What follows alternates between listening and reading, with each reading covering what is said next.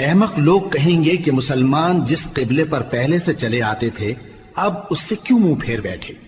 تم کہہ دو کہ مشرق اور مغرب سب اللہ ہی کا ہے، وہ جس کو چاہتا ہے سیدھے رستے پر چلاتا ہے، اور اسی طرح ہم نے تم کو امت معتدل بنایا ہے تاکہ تم لوگوں پر گواہ بنو اور پیغمبر آخر الزمان صلی اللہ علیہ وآلہ وسلم تم پر گواہ بنے۔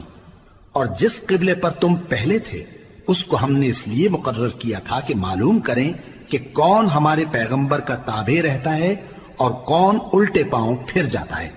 اور یہ بات یعنی تحویل قبلہ لوگوں کو گراں معلوم ہوئی، مگر جن کو اللہ نے ہدایت بخشی ہے وہ اسے گراں نہیں سمجھتے، اور اللہ ایسا نہیں کہ تمہارے ایمان کو یوں ہی ضائع کر دے۔ اللہ تو لوگوں پر بڑا مہربان ہے، صاحب رحمت ہے۔ اے پیغمبر صلی اللہ علیہ وآلہ وسلم، ہم تمہارا آسمان کی طرف منہ اٹھانا دیکھ رہے ہیں، سو ہم تم کو اسی قبلے کی طرف جس کو تم پسند کرتے ہو منہ کرنے کا حکم دیں گے۔ تو اپنا منہ مسجد حرام یعنی خانہ کعبہ کی طرف پھیر لو، اور تم لوگ جہاں ہوا کرو نماز پڑھنے کے وقت اسی مسجد کی طرف منہ کر لیا کرو۔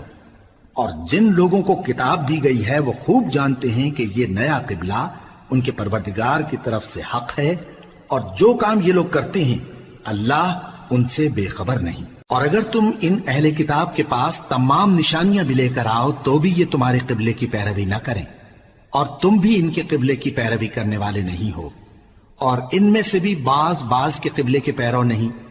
اور اگر تم باوجود اس کے کہ تمہارے پاس علم یعنی اللہ کا حکم آ چکا ہے ان کی خواہشوں کے پیچھے چلو گے تو ظالموں میں ہو جاؤ گے۔ جن لوگوں کو ہم نے کتاب دی ہے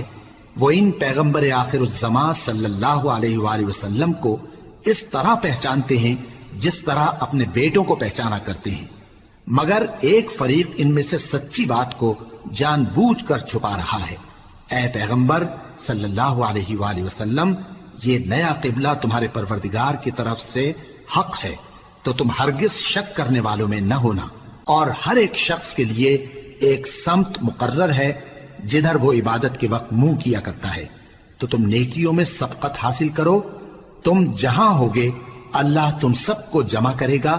بے شک اللہ ہر چیز پر قادر ہے۔ اور تم جہاں سے نکلو نماز میں اپنا منہ مسجد حرام کی طرف کر لیا کرو، بے شبہ یہ تمہارے پروردگار کی طرف سے حق ہے،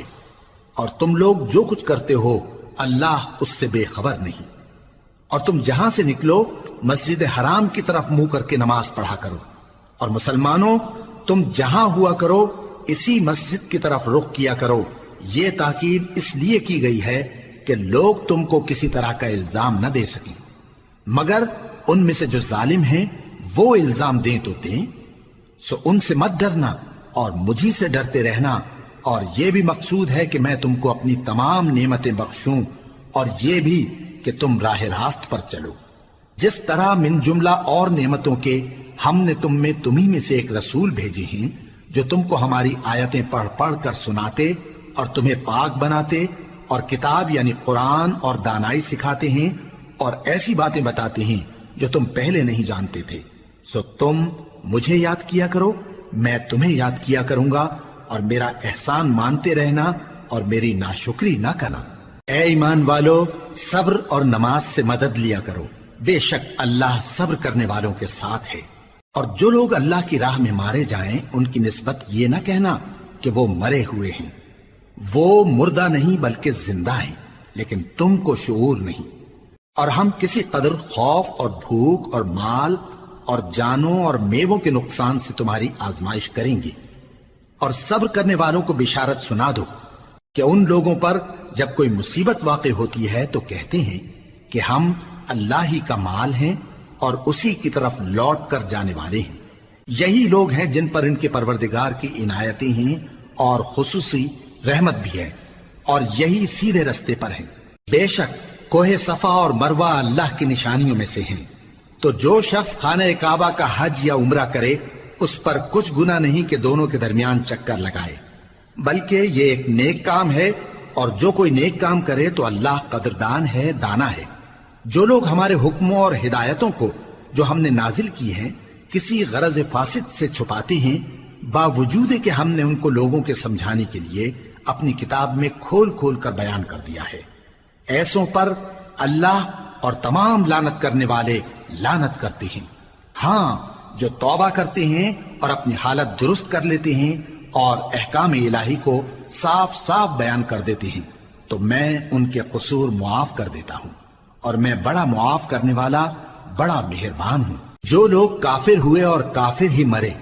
ایسوں پر اللہ کی اور فرشتوں کی اور انسانوں کی سب کی لعنت، وہ ہمیشہ اسی لعنت میں گرفتار رہیں گے۔ ان سے نہ تو عذاب ہلکا ہی کیا جائے گا اور نہ انہیں کچھ مہلت ملے گی۔ اور لوگوں، تمہارا معبود ایک ہی معبود ہے، اس بڑے مہربان اور رحم والے کے سوا کوئی عبادت کے لائق نہیں۔ بے شک آسمانوں اور زمین کے پیدا کرنے میں اور رات اور دن کے ایک دوسرے کے پیچھے آنے جانے میں اور کشتیوں اور جہازوں میں جو سمندر میں لوگوں کے فائدے کے لیے رواں ہیں، اور میں جس کو اللہ آسمان سے برساتا اور اس سے زمین کو اس کے مردہ ہو جانے کے بعد زندہ یعنی خشک ہو جانے کے بعد سرسبز کر دیتا ہے، اور زمین پر ہر قسم کے جانور پھیلانے میں اور ہواؤں کے چلانے میں اور بادلوں میں جو آسمان اور زمین کے درمیان گھرے رہتے ہیں، عقل مندوں کے لیے اللہ کی قدرت کی نشانیاں ہیں۔ اور بعض لوگ ایسے ہیں جو غیر اللہ کو اللہ کا شریک بناتے اور ان سے اللہ کی سی محبت کرتے ہیں، لیکن جو ایمان والے ہیں وہ تو اللہ ہی کے سب سے زیادہ دوست دار ہیں۔ اور اے کاش ظالم لوگ جو بات عذاب کے وقت دیکھیں گے اب دیکھ لیتے کہ سب طرح کی طاقت اللہ ہی کو ہے، اور یہ کہ اللہ سخت عذاب کرنے والا ہے۔ اس دن کفر کے پیشوا اپنے پیروں سے بیزاری ظاہر کریں گے اور دونوں عذاب الہی دیکھ لیں گے اور ان کے آپس کے تعلقات منقطع ہو جائیں گے۔ یہ حال دیکھ کر پیروی کرنے والے حسرت سے کہیں گے کہ اے کاش ہمیں پھر دنیا میں جانا نصیب ہو، تاکہ جس طرح یہ ہم سے بیزار ہو رہے ہیں اسی طرح ہم بھی ان سے بیزار ہوں۔ اس طرح اللہ ان کے اعمال حسرت بنا کر دکھائے گا اور وہ دوزخ سے نکل نہیں سکیں گے۔ لوگوں، جو چیزیں زمین میں حلال طیب ہیں وہ کھاؤ، اور شیطان کے قدموں پر نہ چلو، وہ تمہارا کھلا دشمن ہے۔ وہ تو تم کو برائی اور بے حیائی ہی کے کام کرنے کو کہتا ہے، اور یہ بھی کہ اللہ کی نسبت ایسی باتیں کہو جن کا تمہیں کچھ بھی علم نہیں۔ اور جب ان لوگوں سے کہا جاتا ہے کہ جو کتاب اللہ نے نازل فرمائی ہے اس کی پیروی کرو، تو کہتے ہیں نہیں، بلکہ ہم تو اسی چیز کی پیروی کریں گے جس پر ہم نے اپنے باپ دادا کو پایا۔ بھلا اگرچہ ان کے باپ دادا نہ کچھ سمجھتے ہوں اور نہ سیدھے رستے پر ہوں،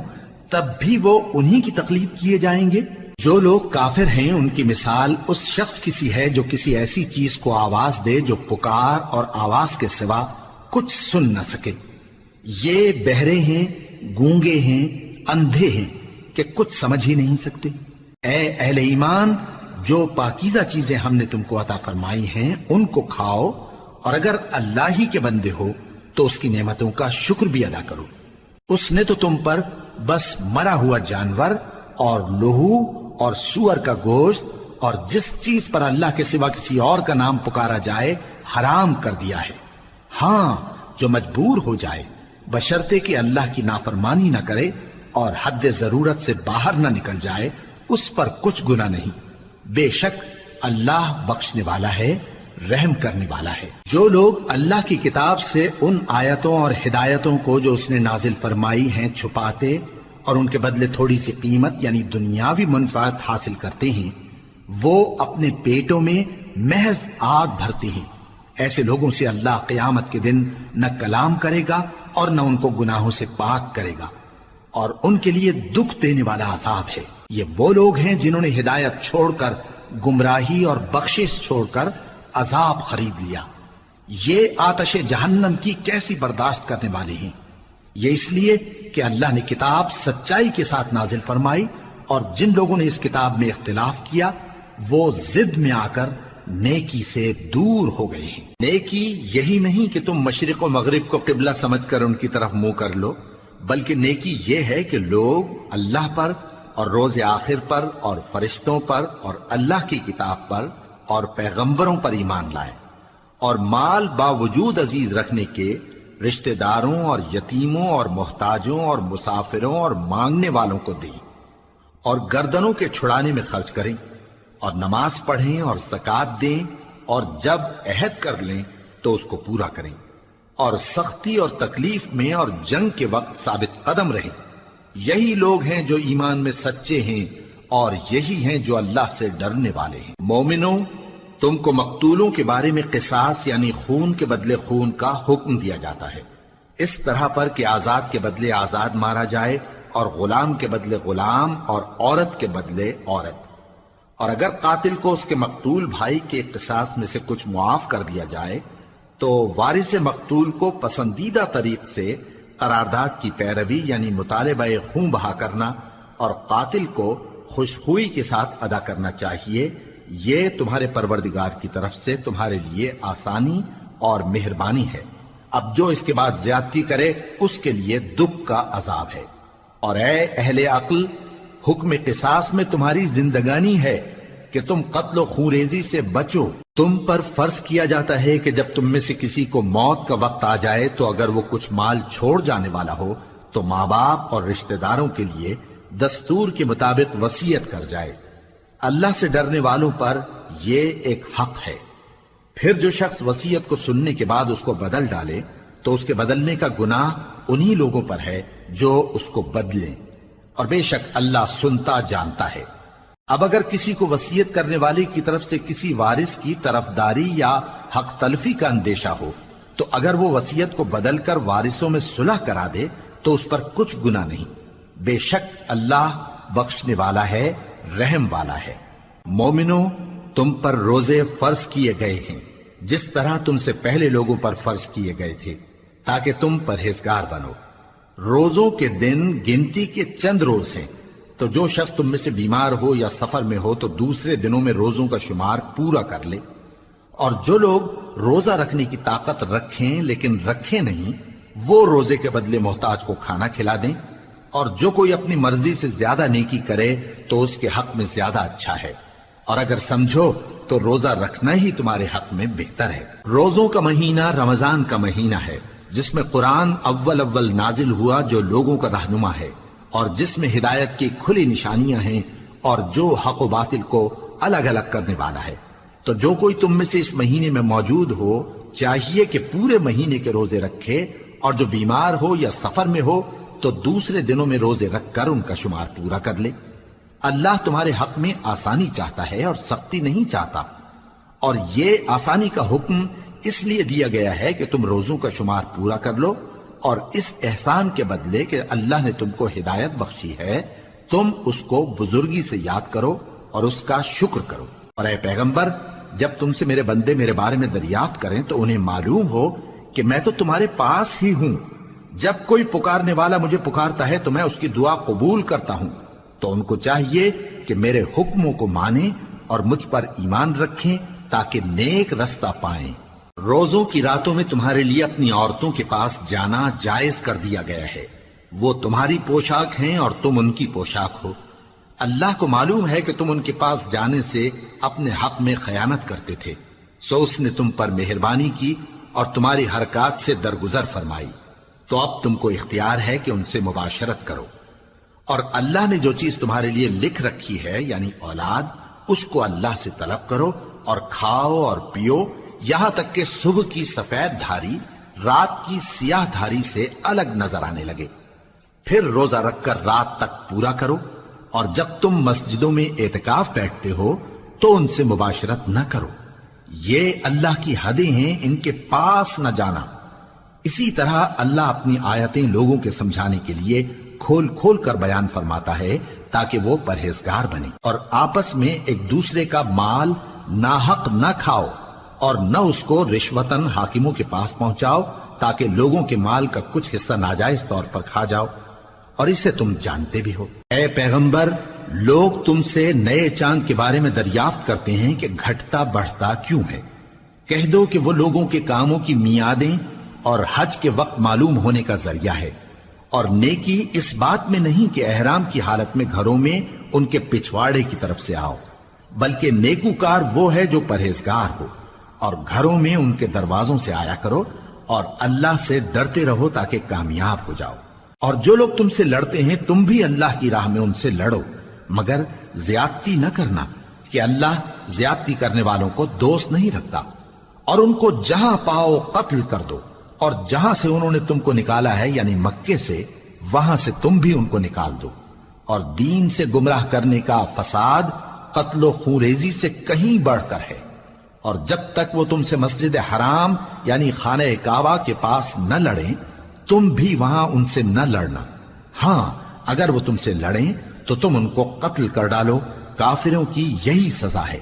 پھر اگر وہ باز آ جائیں تو اللہ بخشنے والا ہے، رحم کرنے والا ہے۔ اور ان سے اس وقت تک لڑتے رہنا کہ فساد نابود ہو جائے اور ملک میں اللہ ہی کا دین غالب ہو جائے۔ پھر اگر وہ فساد سے باز آ جائیں تو ظالموں کے سوا کسی پر زیادتی نہیں کرنی چاہیے۔ ادب کا مہینہ ادب کے مہینے کے مقابل ہے، اور ادب کی چیزیں ایک دوسرے کا بدلہ ہیں۔ پس اگر کوئی تم پر زیادتی کرے تو جیسی زیادتی وہ تم پر کرے ویسی ہی تم اس پر کرو، اور اللہ سے ڈرتے رہو اور جان رکھو کہ اللہ ڈرنے والوں کے ساتھ ہے۔ اور اللہ کی راہ میں مال خرچ کرو اور اپنے آپ کو ہلاکت میں نہ ڈالو، اور نیکی کرو، بے شک اللہ نیکی کرنے والوں کو دوست رکھتا ہے۔ اور اللہ کی خوشنودی کے لیے حج اور عمرے کو پورا کرو، اور اگر راستے میں روک لیے جاؤ تو جیسی قربانی میسر ہو کر دو، اور جب تک قربانی اپنے مقام پر نہ پہنچ جائے سر نہ منڈاؤ۔ اور اگر کوئی تم میں بیمار ہو یا اس کے سر میں کسی طرح کی تکلیف ہو تو اگر وہ سر منڈا لے تو اس کے بدلے روزے رکھے یا صدقہ دے یا قربانی کرے۔ پھر جب تکلیف دور ہو کر تم مطمئن ہو جاؤ تو جو تم میں حج کے وقت تک عمرے سے فائدہ اٹھانا چاہے وہ جیسی قربانی میسر ہو کرے، اور جس کو قربانی نہ ملے وہ 3 روزے ایام حج میں رکھے اور 7 جب واپس ہو، یہ پورے 10 ہوئے۔ یہ حکم اس شخص کے لیے ہے جس کے اہل و عیال مکے میں نہ رہتے ہوں۔ اور اللہ سے ڈرتے رہو اور جان رکھو کہ اللہ سخت عذاب دینے والا ہے۔ حج کے مہینے معین ہیں جو معلوم ہیں، تو جو شخص ان مہینوں میں حج کی نیت کر لے تو حج کے دنوں میں نہ عورتوں سے اختلاط کرے، نہ کوئی برا کام کرے اور نہ کسی سے جھگڑے۔ اور جو نیک کام تم کرو گے وہ اللہ کو معلوم ہو جائے گا۔ اور زاد راہ یعنی رستے کا خرچ ساتھ لے جاؤ، کیونکہ بہترین زاد راہ پرہیزگاری ہے۔ اور اے اہل عقل مجھی سے ڈرتے رہو، اس کا تمہیں کچھ گناہ نہیں کہ حج کے دنوں میں بذریعہ تجارت اپنے پروردگار سے روزی طلب کرو۔ اور جب عرفات سے واپس ہونے لگو تو مشعر حرام یعنی مزدلفہ میں اللہ کا ذکر کرو، اور اس طرح ذکر کرو جس طرح اس نے تم کو سکھایا، اور اس سے پیشتر تم لوگ ان طریقوں سے محض ناواقف تھے۔ پھر جہاں سے اور لوگ واپس ہوں وہیں سے تم بھی واپس ہو، اور اللہ سے بخشش مانگو، بے شک اللہ بخشنے والا ہے، رحمت کرنے والا ہے۔ پھر جب حج کے تمام ارکان پورے کر چکو تو مینا میں اللہ کو یاد کرو جس طرح اپنے باپ دادا کو یاد کیا کرتے تھے، بلکہ اس سے بھی زیادہ۔ اور بعض لوگ ایسے ہیں جو اللہ سے التجا کرتے ہیں کہ اے پروردگار ہم کو جو دینا ہے دنیا ہی میں دے دے، اور ایسے لوگوں کا آخرت میں کچھ حصہ نہیں۔ اور بعض ایسے ہیں کہ دعا کرتے ہیں کہ پروردگار ہم کو دنیا میں بھی نعمت عطا فرما اور آخرت میں بھی نعمت بخشیو اور دوزخ کے عذاب سے محفوظ رکھیو۔ یہی لوگ ہیں جن کے لیے ان کے کاموں کا حصہ یعنی اجر نیک تیار ہے، اور اللہ جلد حساب لینے والا ہے۔ اور قیام منا کے دنوں میں جو گنتی کے دن ہیں اللہ کو یاد کرو، اگر کوئی جلدی کرے اور 2 ہی دن میں چل دے تو اس پر بھی کچھ گناہ نہیں، اور جو بات تک ٹھہرا رہے اس پر بھی کچھ گناہ نہیں۔ یہ باتیں اس شخص کے لیے ہیں جو اللہ سے ڈرے، اور تم لوگ اللہ سے ڈرتے رہو اور جان رکھو کہ تم سب اس کے پاس جمع کیے جاؤ گے۔ اور کوئی شخص تو ایسا ہے جس کی گفتگو دنیا کی زندگی میں تم کو دلکش معلوم ہوتی ہے، اور وہ اپنے معافی ضمیر پر یعنی اس بات پر جو اس کے دل میں ہے اللہ کو گواہ بناتا ہے، حالانکہ وہ سخت جھگڑالو ہے۔ اور جب پیٹ پھیر کر چلا جاتا ہے تو زمین میں دوڑتا پھرتا ہے تاکہ اس میں فتنہ انگیزی کرے اور کھیتی کو برباد اور انسانوں اور حیوانوں کی نسل کو نابود کر دے، اور اللہ فتنہ انگیزی کو پسند نہیں کرتا۔ اور جب اس سے کہا جاتا ہے کہ اللہ سے خوف کر تو غرور اس کو گناہ میں پھنسا دیتا ہے، سو اس کو جہنم کافی ہے اور وہ بہت برا ٹھکانہ ہے۔ اور کوئی شخص ایسا ہے کہ اللہ کی خوشنودی حاصل کرنے کے لیے اپنی جان بیچ ڈالتا ہے، اور اللہ بندوں پر بہت مہربان ہے۔ مومنو، اسلام میں پورے پورے داخل ہو جاؤ اور شیطان کے پیچھے نہ چلو، وہ تو تمہارا کھلا دشمن ہے۔ پھر اگر تم احکام روشن پہنچ جانے کے بعد لڑکھڑا جاؤ تو جان رکھو کہ اللہ غالب ہے، حکمت والا ہے۔ کیا یہ لوگ اسی بات کے منتظر ہیں کہ ان پر اللہ کا عذاب بادل کے سائبانوں میں نازل ہو اور فرشتے بھی اتر آئیں اور کام تمام کر دیا جائے؟ اور سب کاموں کا رجوع اللہ ہی کی طرف ہے۔ اے پیغمبر،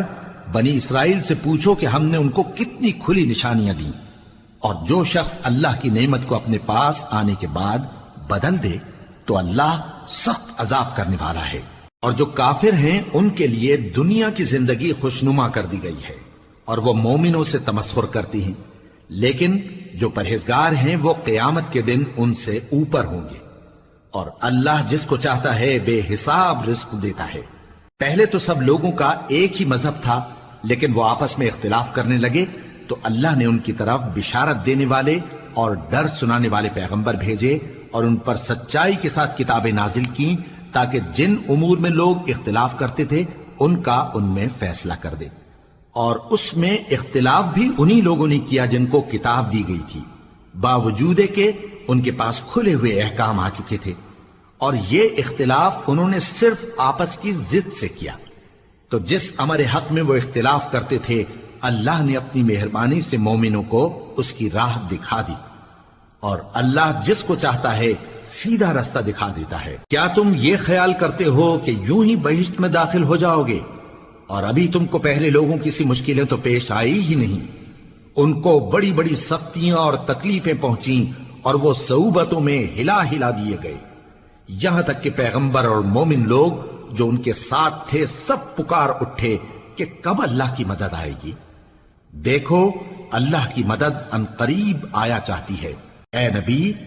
لوگ تم سے پوچھتے ہیں کہ اللہ کی راہ میں کس طرح کا مال خرچ کریں۔ کہہ دو کہ جو چاہو خرچ کرو، لیکن جو مال خرچ کرنا چاہو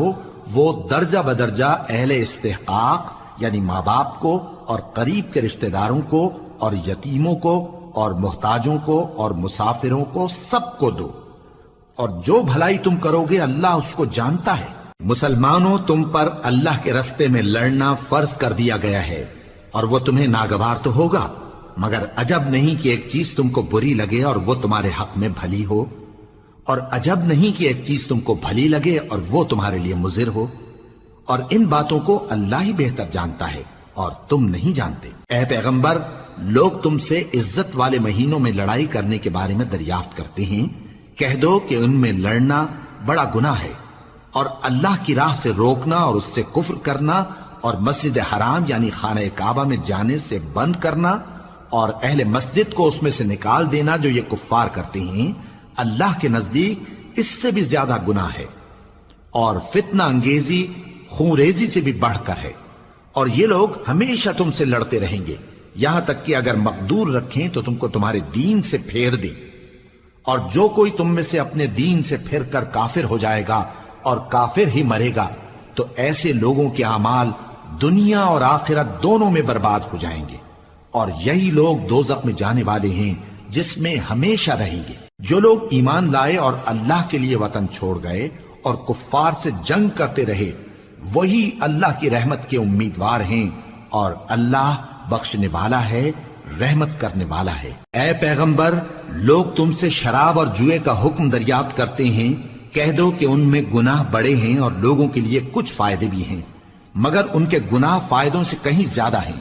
اور یہ بھی تم سے پوچھتے ہیں کہ اللہ کی راہ میں کون سا مال خرچ کریں، کہہ دو کہ جو ضرورت سے زیادہ ہو۔ اس طرح اللہ تمہارے لیے اپنے احکام کھول کھول کر بیان فرماتا ہے تاکہ تم سوچو، یعنی دنیا اور آخرت کی باتوں میں غور کرو۔ اور تم سے یتیموں کے بارے میں بھی دریافت کرتے ہیں، کہہ دو کہ ان کی حالت کی اصلاح بہت اچھا کام ہے، اور اگر تم ان سے مل جل کر رہنا یعنی خرچ اکٹھا رکھنا چاہو تو وہ تمہارے بھائی ہیں، اور اللہ خوب جانتا ہے کہ خرابی کرنے والا کون ہے اور اصلاح کرنے والا کون۔ اور اگر اللہ چاہتا تو تم کو تکلیف میں ڈال دیتا، بے شک اللہ غالب ہے، حکمت والا ہے۔ اور مومنوں مشرک عورتوں سے جب تک وہ ایمان نہ لائیں نکاح نہ کرنا، کیونکہ مشرک عورت خواہ تم کو کیسی ہی بھلی لگے اس سے مومن لونڈی بہتر ہے۔ اور اسی طرح مشرک مرد جب تک ایمان نہ لائیں مومن عورتوں کو ان کی زوجیت میں نہ دینا، کیونکہ مشرک مرد سے خواہ وہ تم کو کیسا ہی بھلا لگے مومن غلام بہتر ہے۔ یہ مشرک لوگوں کو دوزخ کی طرف بلاتی ہیں، اور اللہ اپنی مہربانی سے بہشت اور بخشش کی طرف بلاتا ہے، اور اپنے حکم لوگوں سے کھول کھول کر بیان کرتا ہے تاکہ نصیحت حاصل کریں۔ اور تم سے حیض کے بارے میں دریافت کرتے ہیں، کہہ دو وہ تو نجاست ہے، سو ایام حیض میں عورتوں سے کنارہ کش رہو، اور جب تک وہ پاک نہ ہو جائیں ان سے مقاربت نہ کرو۔ ہاں جب وہ پاک ہو جائیں تو جس طریق سے اللہ نے تمہیں ارشاد فرمایا ہے ان کے پاس جاؤ، کچھ شک نہیں کہ اللہ توبہ کرنے والوں اور پاک صاف رہنے والوں کو دوست رکھتا ہے۔ تمہاری عورتیں تمہاری کھیتی ہیں، تو اپنی کھیتی میں جس طرح چاہو جاؤ، اور اپنے لیے نیک عمل آگے بھیجو، اور اللہ سے ڈرتے رہو، اور جان رکھو کہ ایک دن تمہیں اس کے روبرو حاضر ہونا ہے۔ اور اے پیغمبر ایمان والوں کو بشارت سنا دو، اور اللہ کے نام کو اس بات کا ہیلا نہ بنانا کہ اس کی قسمیں کھا کھا کر سلوک کرنے اور پرہیزگاری کرنے اور لوگوں میں صلح و سازگاری کرانے سے رک جاؤ، اور اللہ سب کچھ سنتا ہے جانتا ہے۔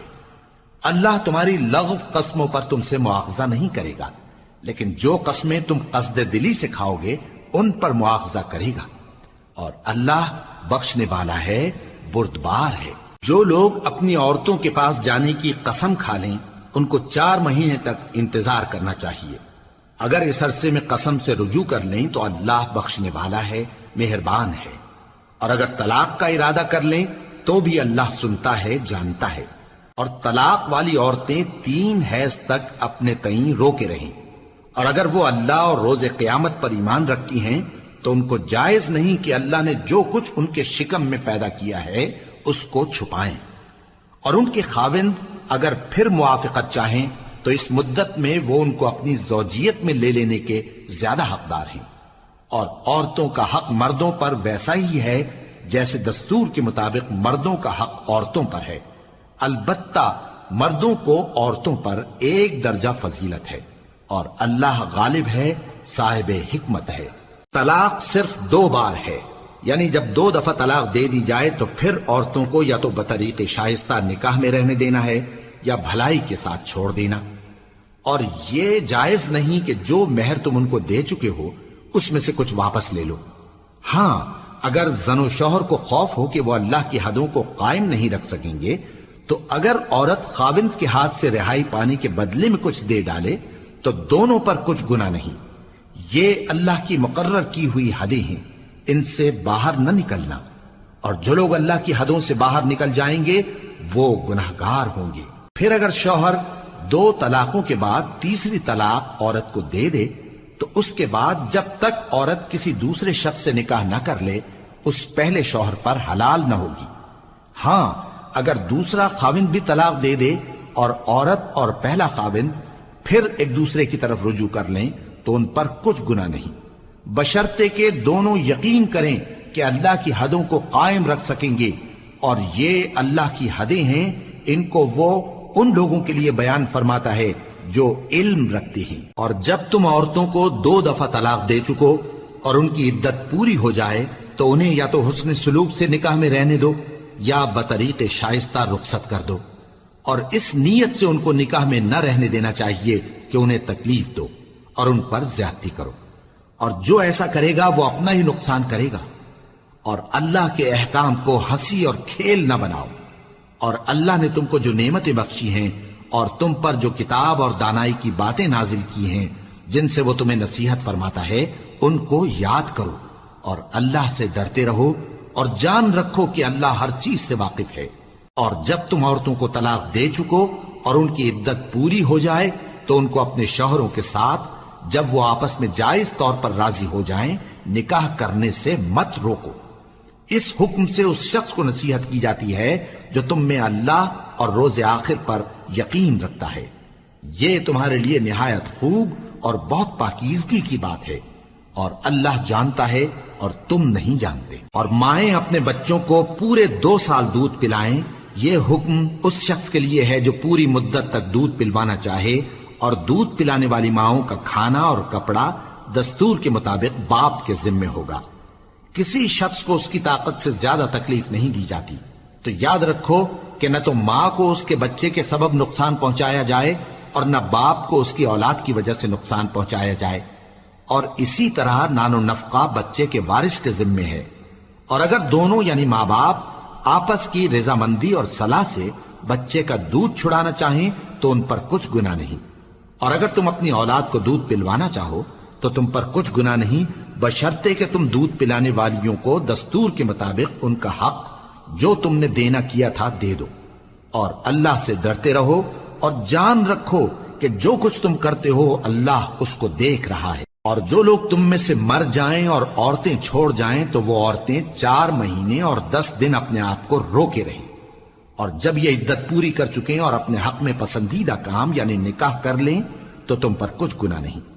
اور اللہ تمہارے سب کاموں سے واقف ہے۔ اگر تم اشارے کنائے میں عورتوں کو نکاح کا پیغام بھیجو یا نکاح کی خواہش کو اپنے دلوں میں مخفی رکھو تو تم پر کچھ گناہ نہیں۔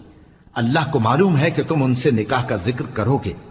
مگر ایام عدت میں اس کے سوا کے دستور کے مطابق کوئی بات کہہ دو، پوشیدہ طور پر ان سے قول و قرار نہ کرنا، اور جب تک عدت پوری نہ ہو لے نکاح کا پختہ ارادہ نہ کرنا،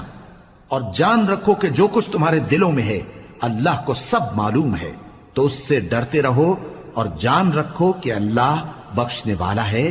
حلم والا ہے۔ اور اگر تم عورتوں کو ان کے پاس جانے یا ان کا مہر مقرر کرنے سے پہلے طلاق دے دو تو تم پر کچھ گناہ نہیں، ہاں ان کو دستور کے مطابق کچھ خرچ ضرور دو، یعنی مقدور والا اپنے مقدور کے مطابق دے اور تنگ دست اپنی حیثیت کے مطابق۔ نیک لوگوں پر یہ ایک طرح کا حق ہے۔ اور اگر تم عورتوں کو ان کے پاس جانے سے پہلے طلاق دے دو لیکن مہر مقرر کر چکے ہو تو آدھا مہر دینا ہوگا۔ ہاں اگر عورتیں مہر بخش دیں یا مرد جن کے ہاتھ میں عقد نکاح ہے اپنا حق چھوڑ دیں اور پورا مہر دے دیں تو ان کو اختیار ہے، اور اگر تم مرد لوگ ہی اپنا حق چھوڑ دو تو یہ پرہیزگاری کی بات ہے، اور آپس میں بھلائی کرنے کو فراموش نہ کرنا۔ کچھ شک نہیں کہ اللہ تمہارے سب کاموں کو دیکھ رہا ہے۔ مسلمانوں، سب نمازیں خصوصاً بیچ کی نماز یعنی نماز عصر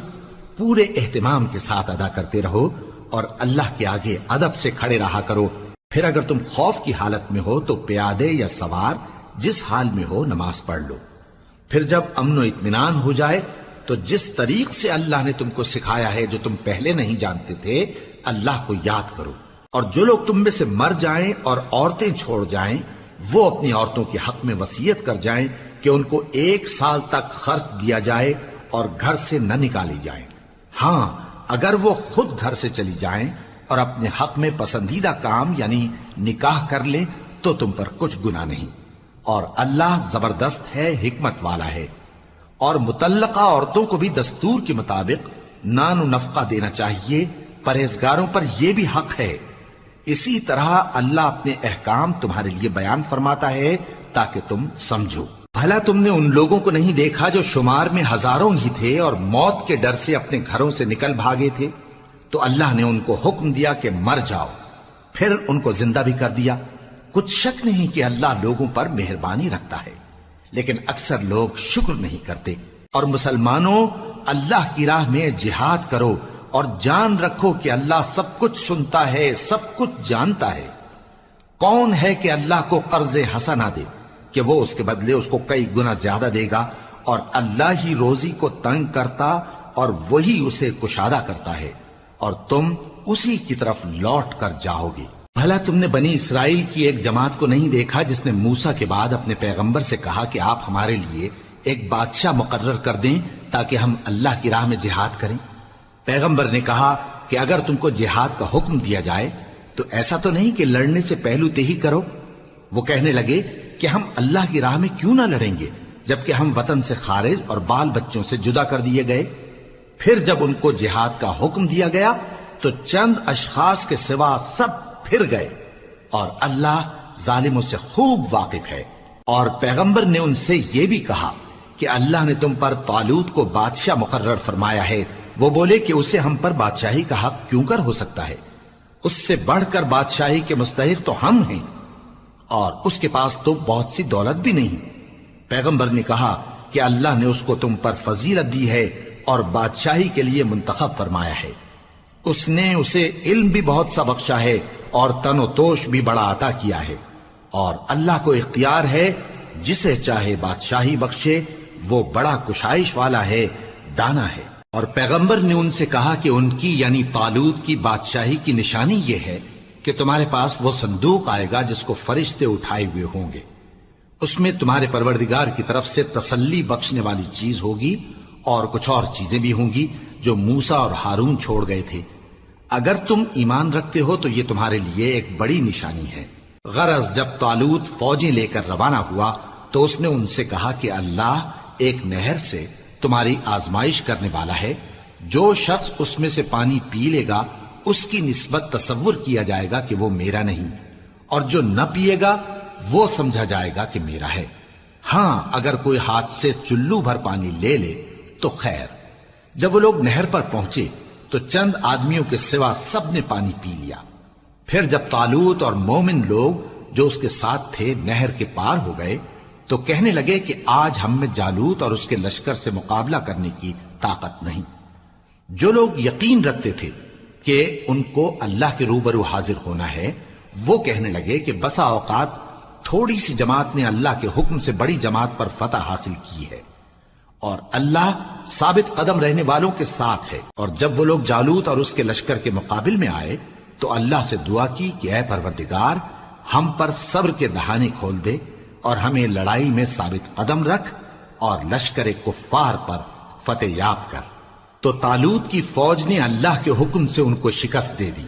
اور داؤد نے جالوت کو قتل کر ڈالا، اور اللہ نے ان کو بادشاہی اور دانائی بخشی اور جو کچھ چاہا سکھایا۔